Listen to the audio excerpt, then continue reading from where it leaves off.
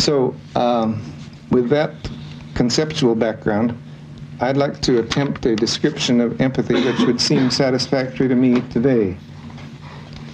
I would no longer be terming it a state of empathy, which was in my earlier definition, because I believe it to be a process rather than a state, and perhaps I can capture that quality. The way of being with another person, which is termed empathic, has several facets. It means entering the private perceptual world of the other and becoming thoroughly at home in it. It involves being sensitive moment to moment to the changing felt meanings which flow in this other person, to the fear or rage or tenderness or confusion or whatever that he or she is experiencing. It means temporarily living in his life, moving about in it delicately, without making judgments, sensing meanings of which he is scarcely aware, but not trying to uncover feelings of which he is totally unaware, since this would be too threatening. It includes communicating your sensings of his world as you look with fresh and unfrightened eyes at elements of which he is fearful. It means frequently checking with him as to the accuracy of your sensings and being guided by his responses. You are a confident companion to him in his world. By pointing to the possible meanings in the flow of his or her experiencing, you help him to focus on this useful type of referent, to experience his meanings more fully and to move forward in his or her experiencing. Now, to be with another in this way means that for the time being, you lay aside the views and values that you hold for yourself in order to enter his world without prejudice. In some sense, it means that you lay aside yourself, and this can only be done by a person who is secure enough in himself that he knows he will not get lost in what may turn out to be the strange or bizarre world of the other, and can comfortably return to his own world when he wishes. Perhaps that description makes clear that being empathic is a complex, demanding, strong, yet subtle and gentle way of being. Yeah, oh, being recorded. Got it. Yeah, great. So A little Edwin, Zoom reminder. Yeah, wow. recording. So Great. 2011, I think, is when we first met. Oh yeah, that was I don't quite remember. That was there was it was at Berkeley, right? There was a talk given, and yeah, it was a book signing with Houston Smith and Phil Cozino.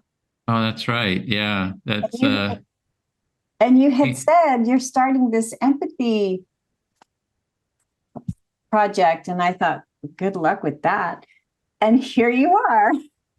Yeah, it takes persistence, year after year to keep at it. It's easy to give up. I see a lot of people, they say, oh, empathy. They start talking about it and they do a few posts, copy a few articles and stuff, and then you never see them again. So one thing we got here is perseverance and drive. And because I really think it's important, this is a super important work, is to create more empathy in the world. It's just really what we need. Kind of gives meaning to my life. Yeah, well, you're giving a lot of people's lives. I was, because I really hadn't really read your bio in a while, I thought, I'll check it out.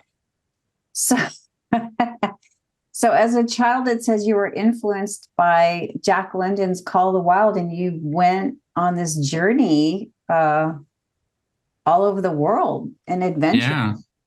Actually, Bali and right?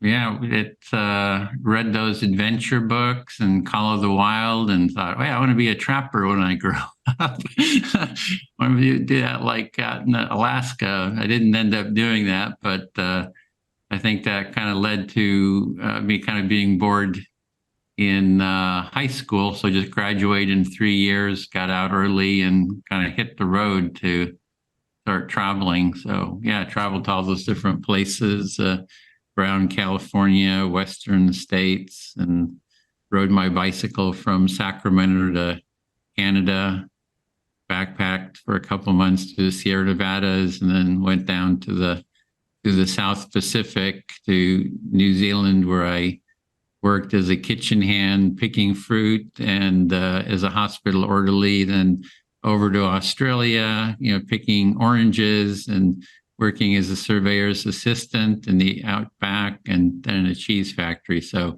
that was just to get started, just kept doing more and more odd jobs and saying, I want to learn by doing. So instead of just studying, let's get out around people. Well, you have such a diverse background. So all of a sudden, well, not all of a sudden, but something led up to this university experience. You came out, you were listed for 2 years in a row in the top 100 people who were the most influential in the computer industry. So you went from world traveling to this computer person. And then what? Like, what? You got? Yeah, I traveled, and then I said, I'll go to. It was like 24. I thought, I'll go to college. Go check that out. So I traveled from about 17 till about 24. Then I went to 6 universities for my undergraduate degree. So I have German citizenship. So if you have junior standing in an American university, you can automatically get into a German university and it's all free.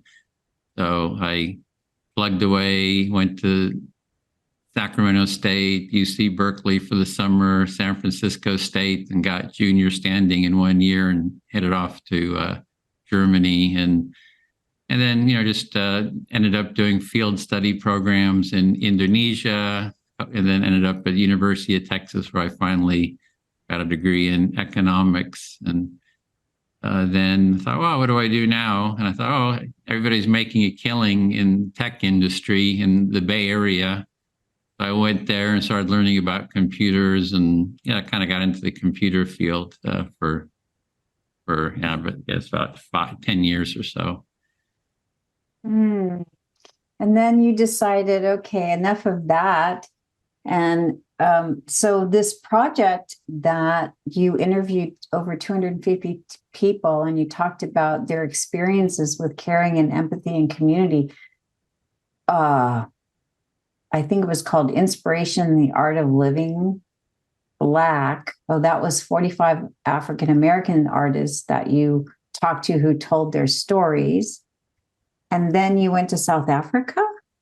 No, it was not quite. It was, I was in the tech field working in Silicon Valley, but I still had that seeking, like that world traveler seeking, kind of trying to understand the meaning of life and sort of drive. And and I just started making, small little documentaries. And that Inspiration, the Art of Living Black, is that here I'm in El Cerrito in the Bay Area near Berkeley, and it's near Richmond. There's an art center there, and every year there's a art exhibit with African-American artists, from the Bay Area. And so we did a little documentary on their lives, little workshops where they kind of told stories about their lives. And so put that out, and then it's called The Art of Living Black is the art exhibit. And then, George Bush, I think, or one of the Bushes was talking about conservative values. And at the time, I kind of thought of myself as more progressive. And I thought, well, I'll make a documentary on progressive values, and started interviewing, a whole bunch of people about that. And that's where I kind of came across the value of empathy and care. And I thought, wow, this is really what all my travels have led me to, is the importance of empathy, how people connect to each other. And that's, I just kind of see that empathy as sort of a gateway to connecting. And people would share these really beautiful stories, and their eyes would tear up, it's just this, when you have deep connection with people, it's just so meaningful. And I thought, wow, this is really important, this empathy. I'm going to focus on this now. And started interviewing people. And then a while later, Barack Obama started running for office, and he said, the country has an empathy deficit. And I thought, oh, great, I can help with that empathy deficit, and got more and more into it. And then I started doing a lot of interviews. There was well over 300 interviews that I've done, in the past 15 years with empathy experts of one sort or another, and which has led me to now just doing a lot of different projects around empathy. And what's your interest in this, in me and empathy? Like how did you even get interested in talking to me about that? Well, these are very challenging times. I'm sure you can say that about every time. Whoever's living in whatever time, we could have said it was difficult. But right now it seems to be very divisive, politically, socially, economically. There's a real need for this idea of empathy. And when you spoke to me about this, 10, 15 years ago, I thought, well, he's got a real uphill that he's going to climb. I didn't expect, honestly, and I call myself on it, to see the fact that you're building a center for cultural empathy right now. I've seen what you're doing in Santa Barbara, and that you've built such an amazing community of outreach for empathy. And it's so needed right now. It's very difficult times. And so this is why I thought of you, and your perseverance is, I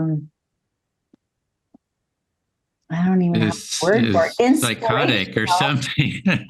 Inspirational. The perseverance to do what you've done. I mean, I can't hardly wrap my head around everything that you're doing. I know that there's a center for building a cultural empathy, and I know you have empathy circles. Can you sort of give us a little bit of how this is all working and how people can get involved in that? And, we have the fires here right now in Lahaina, Maui, that are very devastating, and so much empathy is needed for that right now, as well as supplies. But I'd love to hear more about how this organization works. What you have all these facets that are happening. Well, in times of stress, like people are going through there, it's helpful if they have people that will listen to them, and they'll be able to share their stresses and fears and anxieties and grief, and just to be heard about all that is part of the recovery. I think, to feel that you're not alone. There's other people there, and that's actually one of the motivations. The bigger motivations for this work is my family went through World War II, as children, and so they were refugees, and just seeing all the stories of what they all went through, and I thought it's really an empathy deficit that led to all those wars, and we have Ukraine now, and just all over the world there's all those different problems, and I just see that they're really just an empathy deficit. It's, if we have conflicts, we can, address those with empathy and creativity. If we can get people to listen to each other, that's just kind of the magic formula, or it's a practical formula of how to work through those issues. So, and for the personal support for the people who are in need of that too. So yeah, one thing has just led to the other. It's like wanting to build a culture of empathy, and then just trying this, trying that, trying the other thing. And so just, trying interviews, developing some training curriculum, having this empathy tent that we take out to public spaces to offer listening. I ran for Congress as the empathy candidate in the Bay Area. And then more recently, actually end of last year, my brother purchased this property that's behind me right now. This is was a seminary, a Catholic seminary, and it ended up just on auction, and just sort of by chance, my brother just bid on it and got it. So, and then he said, "Oh, now I've got it. What do I do with it?" And he thought of me and asked me to manage it. So I'm starting to manage this. I'm actually here now, actually in Santa Barbara. Yeah. In the room, way in the back in the corner here, there's a little room. Looks out Santa Barbara. It's like really beautiful. Yeah. It is lovely there. So tell us about how you developed this training. Well, the training, yeah, I the listener, is that what happens?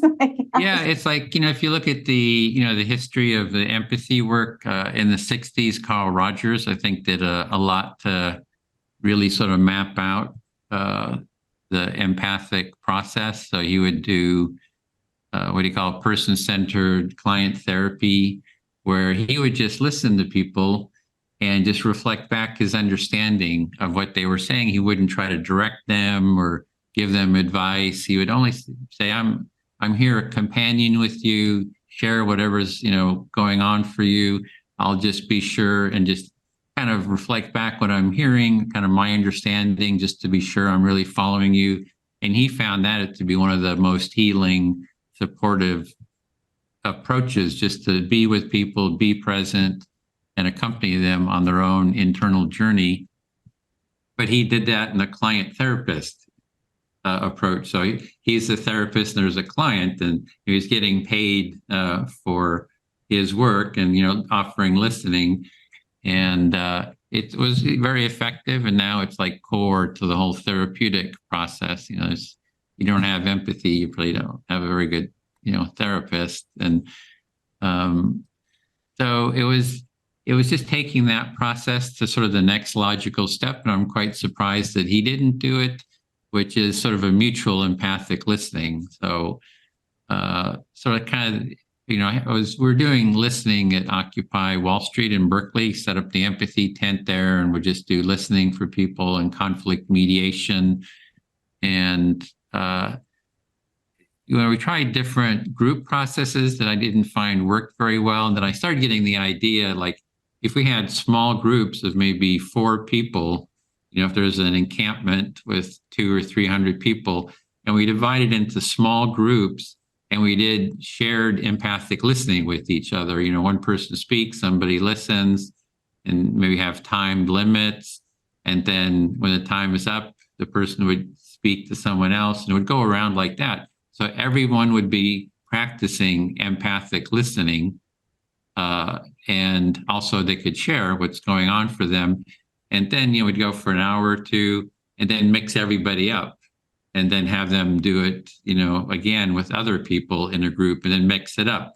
So it would be a way of sort of healing all of the, the issues. It'd be a way to really share, all those issues, conflicts, or whatever was going on for people. And that they'd also be learning this skill, this empathic listening skill. So that was sort of where the idea for just taking that Rogerian listening and kind of making it a peer-to-peer. And there's other processes that do something similar, but we've really sort of structured it and given it more of a form. And so that's kind of the core practice that we're teaching now. And you're learning how to be a good active listener, empathic listener. It's the gateway to conflict mediation. So if there's people in conflict, you can listen to them empathically, and then you kind of help them listen to each other empathically, and it creates a container to work out issues. It's a way to learn to interview more deeply, really hear people, which can help you with designing anything, because if you're designing products, services, you need to really understand the people you're designing for. And so it's just a good starting point for going in a lot of different directions. And again, built on that active listening that Rogers, he developed, as well as really articulated sort of the dynamics of how it all works and the benefits of it. So there's so much here. So you join a group where you learn to walk me through if I were to come to your website and I wanted to participate and be an active empathic listener? Well, on our calendar, there's a lot of different people that hold empathy circles on different topics. So you can just, join one of those. I hold one every Saturday at 1:00 Pacific time. It's on what is your vision for this center here, for developing an empathy center here? What's your vision? What are your ideas, and how might you like to be involved? So that's, people come, can just share. It's a sort of a gateway to get involved. Then we have a 4-week, 2.5-hour training that you can do to learn to facilitate. And then we're going to be having the first training here September 16th and 17th, and it'll also be in October online. So we have those trainings, and that's sort of the first gateway, and we're building more curriculum on top of that basic curriculum. Okay, so I would enter a training with you, either online or at the center. And the trainings are given by people that you've already trained, or? Yeah, the training, it's have a cohort that gets together to go through the training. There's one producer who produces, holds the whole course. But then if you can take the training multiple times. So we have trainees. So the trainees come and actually help present. The first time you're just a participant, and the second, third, fourth, and fifth time, you actually help present the training itself. And you do little pieces of it, and you facilitate breakout rooms because it's very participatory. There's very little sort of didactic. It's very experiential, like my travels, right? Make it experiential, just learn by doing. And then after you've done, that 5 trainings, then you become a trainer. You can go and organize your own trainings as well. And so you learn just how to facilitate a circle, especially how to deal with maybe challenges that come up, like people not listening well, or trying to break out of the agreed upon structure, or it can be any myriad of things. Also, we practice mediation. So we have a scenario where a family, the parent has just passed away. They left a little bit of an inheritance, and you're role playing that all the kids, the siblings, want the money, right? And they're arguing about it, and you facilitate them, role playing, battling for the money. So you can see what a real conflict, you sort of practice. And so it's a gateway to also, like I was saying, to conflict mediation. And you take it 5 times, and then, like I said, you become a trainer. And the other part, now that we have the center here and COVID's, kind of passed, we're going to start doing our empathy tent. We'll be setting it up here in Santa Barbara. We go to public spaces and offer listening, or go to conflict situations and do conflict mediation, out on the street. So, and teach people how to do listening, and first listen to them. Second, teach them how to do empathy circles, and also do mediation, which we've done a bunch with the political left and right. That you can see. And I don't know if did you see the video, Trump phobia, what both sides fear? There's a little excerpt that shows some of our mediation work that we did. Oh, interesting. We'll post that in the text for the interview. So there are circles worldwide? Yeah, people hold them, around the world. And they all meet on this one website. I mean, if you want to find an empathy circle in Germany or France or Italy, you come to your website. Yeah, you can go to empathycircle.com to the schedule, and there's people post some of their circles, but a lot of people just don't. They just hold their own groups and circles and don't even know what's, where they are and what's going on. Okay. Well, the idea is really to sort of spread it. Like, here's the practice. Go So what is the purpose of this building behind you now, this new empathy center? What do you see? I mean, I know you're talking about it with your groups. You're going to be holding listening. Listening. Yeah. But what do you feel in your heart is the... Well, it's a real jump up from a home office, working out a home office, to 55,000 square feet of building and 35 acres. And it's right above the hills. It's only like 10, 12 minutes from downtown Santa Barbara. So it's really close, kind of backs up to the National Forest. And it's to create a community of practice here, people who, find some core people who they want to live here, work here, and teach here, do research, and create a community of practice, as well as just an overall work, retreat center, like you might find Esalen or Omega. Can be any type of workshops be held. So if you're wanting to hold Melinda, some kind of a workshop here, you're invited, find some people that want to hold it. We've got rooms. So Excellent. Right. Yeah. So right now, we're starting small because there's a lot of work to be done. A lot of these buildings are dormitories and they need to be renovated. So we'll have, space for maybe 15, 20 people to begin with, and slowly sort of scale up. And we have meeting rooms that can take, 50 or 100. And I think the chapel is for 200. So we can have talks or seminars. So yeah, we're just sort of scaling up right now. It's a lot of work, really. So where do you see all of this going? Aside from the building, you're taking this empathy center circle,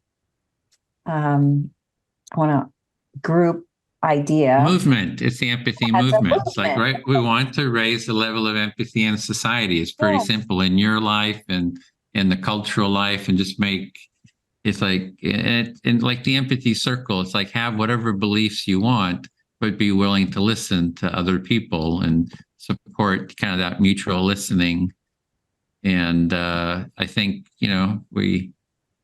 when I ran for Congress, the first thing I did was invite the other candidates to take part in an empathy circle, right? And we practice it. So, can we get Trump and Biden to do an empathy circle together, for example, instead of a debate? I think it would kind of shift.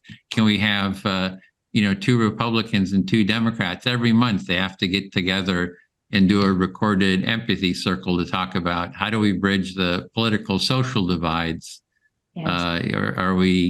You're talking about, we're talking about the wars, and can we have all the citizens be learning empathy skills and mediation skills, to head off these wars? So it's pretty big. And it's not that, I think it's all doable. It's all, to get, if we had Oprah Winfrey, who only lives 15 minutes, from here, doing an empathy circle with, a group, especially if it's a conflict, like a real conflict, to model how it can, that would sort of jumpstart it, right?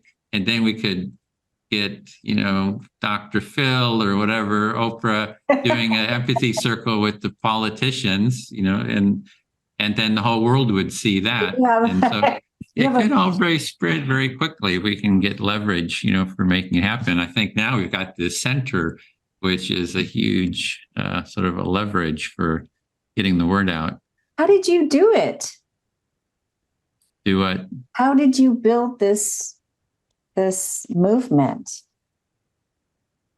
Well, it's only just building on what's already was there. Like Rogers, he talked a lot about it, and yes. People were talking. There's a lot of people talking about it. It just hasn't gotten, sort of traction, in the culture, right? It's right now it gets traction as sort of woke or anti-woke, kind of the extremes. It kind of gets the attention, and so, but yeah, how to build, it's just perseverance, and a lot of people are working on it. This September 2nd at 9th, we have like over 20 empathy trainers from around the world, from all different disciplines, coming to give talks. on they get 10 minutes to talk about their training, their philosophy, about themselves. So there's a lot of people sort of bubbling around. There's, practices. I think a lot of it was, built on Roger's work. And then there's practices like focusing from Gene Genlin. I think those are sort of based on that. You have nonviolent communication, a lot of therapeutic processes. The human-centered design process starts with empathy. There's a lot of sort of stuff bubbling, but so I don't know that I haven't really been. I've been banging on the pots and pans about it for a while, but there's a lot of people working on this. So. You have, yes. So how many people do you estimate are now a part of this empathy circle movement, this empathy movement? Well, we've trained a couple hundred at least, and the training is free. So we train people and say, go forth and hold empathy circles. So yeah, and I always hear reports like, oh, it's really been holding these circles. It's really meaningful. So oh, good. Oh, yeah. You get feedback. That's wonderful. That's excellent. Yeah. Is there anyone that's giving you feedback from the Ukraine area or any other areas of conflict? Or have you got a circle in Maui? There's people who have done the training from Hawaii. Haven't heard specifics. I don't like track everything. It's more like, here's the skill, go do it. But there have been several people from Hawaii who have done the training. Right. That could be useful right now. Very much so. Yeah. Wonderful. That would be something to do with the empathy tent, to go out and offer listening to, people, let them know they're not alone, and right. That support. When one goes through the training, is there like a cheat sheet or tools, or do they take home a sheet that they can look at, or how do they get a hold of an empathy tent? And how does this all work? Yeah, the tent. Well, yeah, we're going to scale that up now that we have the space here. We can do training for training, and I have 2 empathy tents actually in the chapel. They're right up on the front there, and so we're going to start doing workshops in. We have one on the September 23rd. We're working with a local group here that does mindfulness, so kind of merging the empathy and mindfulness. And some of the people there are very interested in doing setting up the empathy tent. So we're sort of starting from scratch now with the empathy tent. We have all the tools, all the tents and everything, the chairs and the tables and the literature, and we just need to kind of build that up again and do a chapter-based approach. So you can have one there in Hawaii, Honolulu, offer listening, and sort of street level listening. We have someone in Thousand Oaks, which is an hour from here. He's been doing it. We had it in the Bay Area, at farmers markets.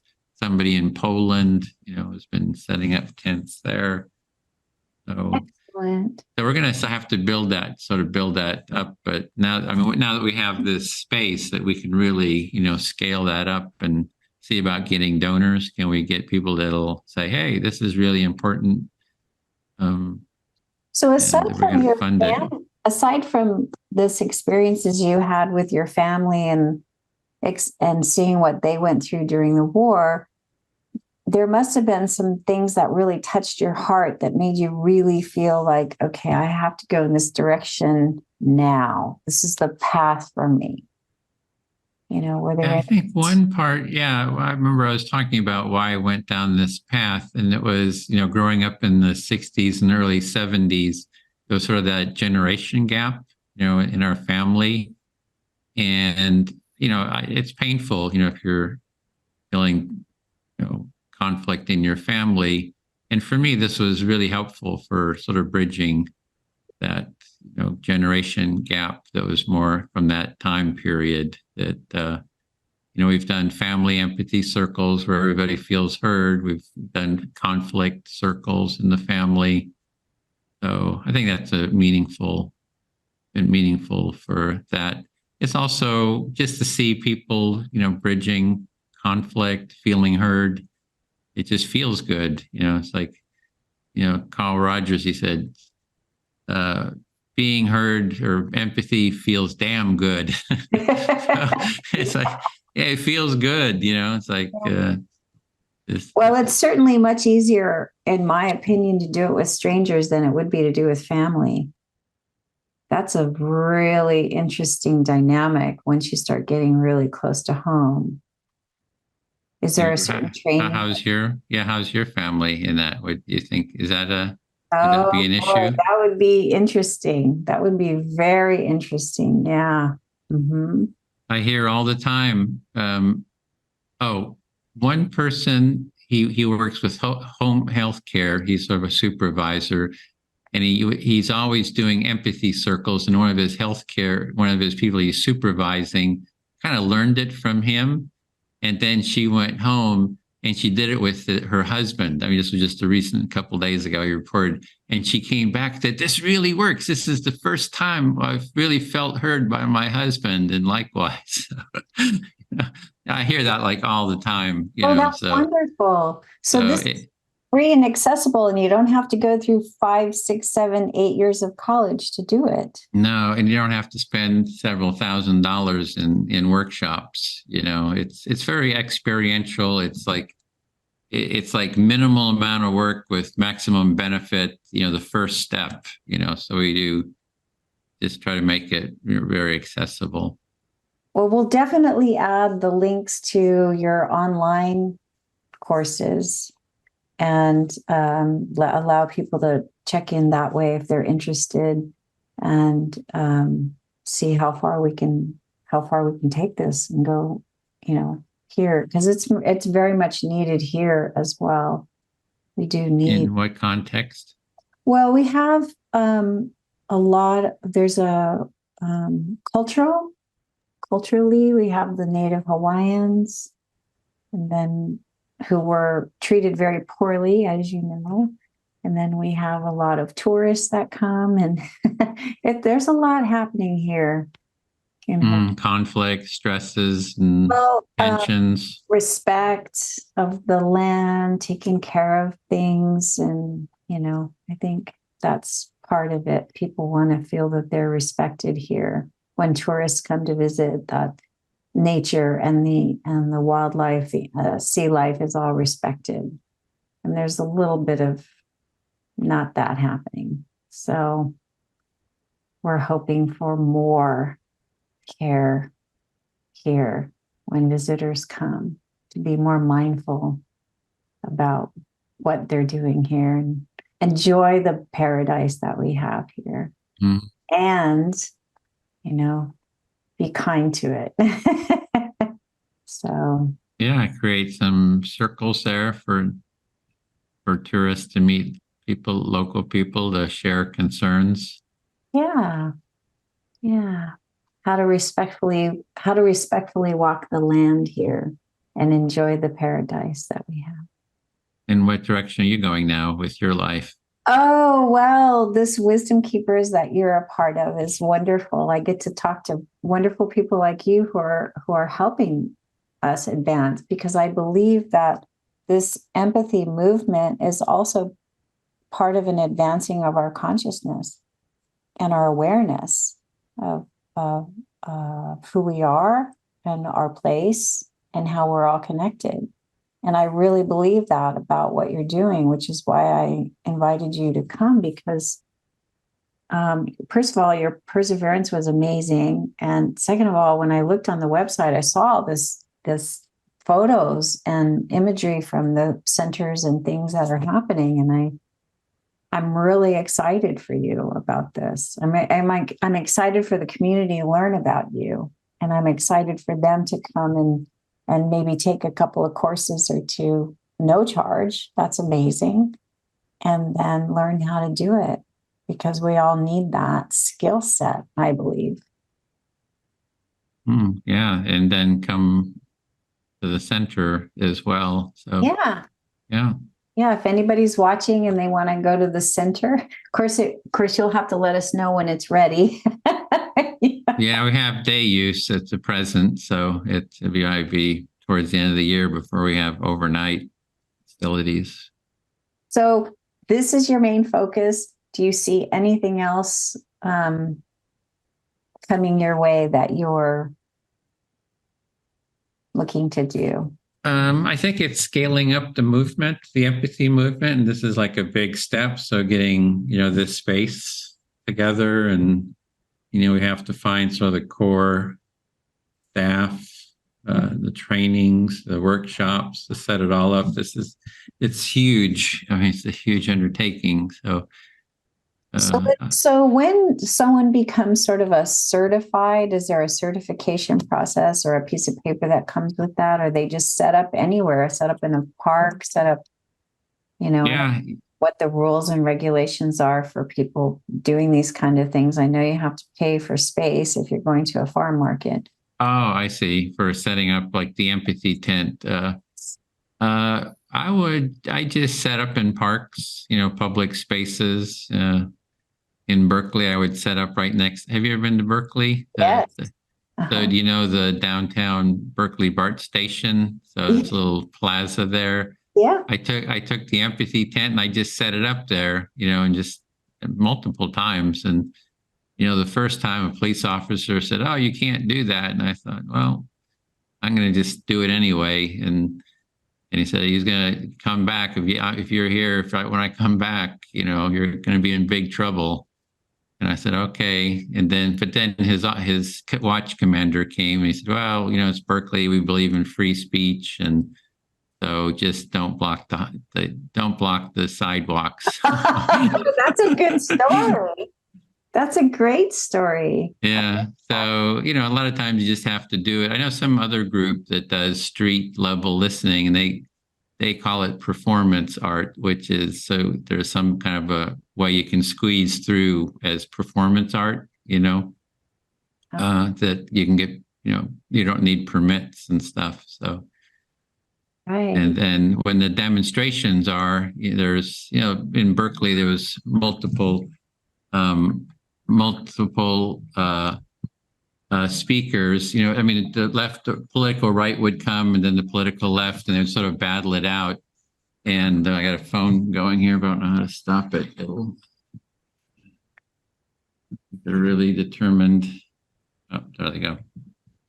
So, so anyway, there's demonstrations. When there's political demonstrations, we just go take the empathy tent and set it up and offer listening to both sides. So you don't really need permits, there either. So good. Wow. Well, I'm just impressed isn't even the right word. I mean, I'm in deep respect. I'm in gratitude. I'm in awe of the fact that you're doing this. And I'd love people to learn more about you and what you have to offer. Planning on running for office anytime soon again? No, kind of been there, done that. This is going to be a full-time job for the next 10 years. At least, yeah, or more, probably the rest of my life. It's pretty massive. Yeah. The space should hold like 100 over 100 people. So that's quite a bit of work to kind of build on this. So, but, every Saturday we have that visioning circle. So I'd love to have you come and, have it be more of a shared mutual empathic listening. On Saturdays on Zoom? On Zoom. And it's open to anybody on Zoom. And that's on your calendar? Mm-hmm, on the calendar. And what's the website we'll find your calendar on? Empathycircle.com. Okay. And anyone's invited? Yeah, anyone can come, and that you can come and just share your ideas. And we do the empathy circle process. So you're learning the process too, using the process to discuss your vision. And that's core process, for the staff and for people involved here. We we start off with empathy circles, and everybody agrees if a conflict comes up, we take it into an empathy circle to talk it out. Oh, that's an amazing skill, and I highly recommend people try that. I'm on the list for that. I think everyone could learn a little bit better how to listen. And right now, listening is so important, not just to people, but to nature. We have a lot of listening that we need to learn how to do. Yeah, we want to do permaculture here, and I think that's about how do you listen to the gardens, the plants, and the birds, and the space. Yeah, absolutely. That's all really important for these times. The energies are changing in these times, and we're going to need a lot of cooperation and understanding and empathy. So thank you. Okay. Well, Mona, thanks for the invite. I really, I'm so grateful you said yes. And anyway, I have, just to close, I just wanted to say that to realize here what you say in your bio, to realize we are all in the same boat and we need to walk in each other's shoes. And that's a beautiful way to put this. It's such a kind of a, it's an overused saying, but it works. You know what I mean? Yeah, it felt good. You're walking in my shoes. It's an enjoyable experience to be walked in my shoes, being walked in. Yes, so it feels good. Oh, good. So thank you for that. Wonderful. For the invite. Thank you, Edwin.